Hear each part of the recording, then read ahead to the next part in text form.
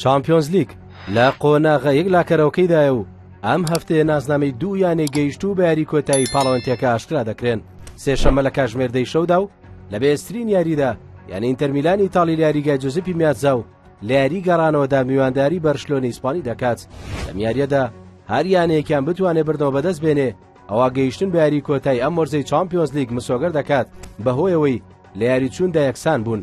لاگەری یەکسان بوون لە دوو تایمی یاسایی ئەم یاریەدا ئەوە تایمە زیادکراوەکان و لێدانی یەکلاکەرەوە یانەی براوە یەکلا دەکاتەوە. بەرشەلۆنە کە لەم وەرزەدا بە ئاستێکی نایبەوە دەرکەوتووە ئامانجی ئەوەیە لە سەر ئەو ئاستە بەرزەی بەردەوام بێت و بگاتە یاری کۆتایی پاڵەوەنتیەکە تا بتوانێت لە کێبڕکەکردنی بەدەزێنانی سێ ناسناوەکە بەردەوام بێ. ئەم دوو یانەیە لە مێژوودا 13 جار ڕوبەڕوو یەکبوونەتەوە. یانە کەتەلۆنەکە 6 بردنەوەی هەبووە و 20 گۆڵی تۆمار کردووە. ئینتەریش 4 بردنەوەی هەیە و 13 گۆڵی تۆمار کردو و لە سێ یاریشدا یەکسان بوون.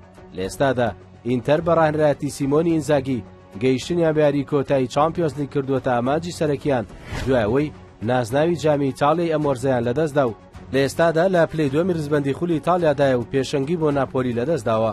هەندەرانی تۆپی پێ لەم یاریەدا چاوەڕی کێبڕکێکی بەهێز دەکەن لە نێوان ئەو دوو یانەیەدا بەتایبەت دوایەوەی لە یاری چووندا یاریکی سەرنجڕاکێشان پێشکەش کرد و هەلی گەیشتنی هەر یانەیەکیشیان بە یاری کۆتایی هاوشێوەی یەکتر دەبینن.